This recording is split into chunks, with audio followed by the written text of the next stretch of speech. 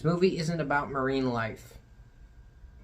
I've had people ask me that after I told them I saw it. It's not about marine life at all.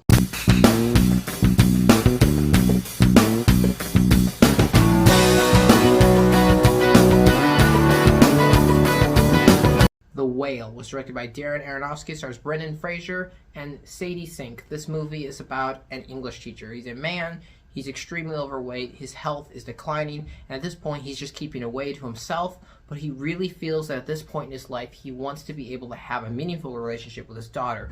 But so much is going on and opinions are voiced, so much takes place that humanity becomes a struggle to understand for both of them, and this may drive them either farther or closer apart, depending on the decisions and words chosen. That's a synopsis for this movie for me, because I've only seen this movie once. As you know, it's listed as psychological drama. This movie is very in-depth for the brief 90 minutes that it's on screen, and it's a lot to handle, take in, absorb, compute, and then to spit back out.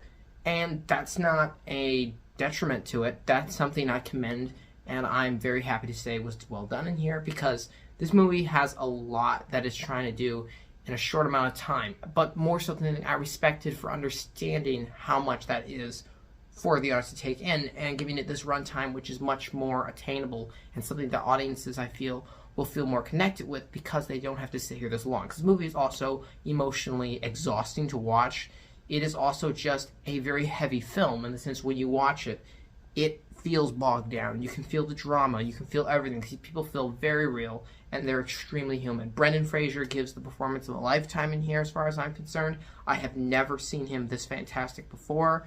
The prosthetic work done in him is great and all, but it's his performance and literally just seeing his eyes in here which did more so than anything for me. He sells this. He has so much in here. There's weight, there's depth, there's emotion, and there's tragedy to the way he's playing this. And I think you cannot look away from him every single time he's on screen. That doesn't take away from anyone else. Everyone else, including Sadie, has a very great performance in here. She does a fantastic job. Sadie Sink is a very good actress, and she's another reason this movie works, because as much as you're going to hear about how fantastic Brendan Fraser was in this movie, if it's not for her counterbalance to that, this movie doesn't work. It takes the two of them together to make it feel complete, but that's where I have to veer off a little bit and say something that's potentially going to be controversial.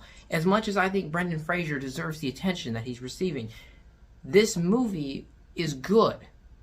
That is it. This movie is not itself, aside from his performance, a fantastic, great movie. It is very well written, don't get me wrong, and it is very well constructed. It is shot well. The production is fine in here. It is well made. It is technically, critically speaking, good.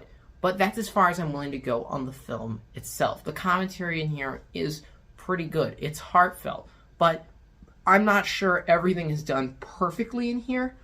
And I don't know if this film necessarily lends itself to rewatchability, and I can see people in this movie just being like, this is, because this movie is just not a film that I feel is connecting with everyone. But for me in particular, I found it to be good, but still felt a weird disconnect from it. The movie is supposed to seem like feel not necessarily completely in reality, and that's something that also makes it not as much of a completely audience-friendly film.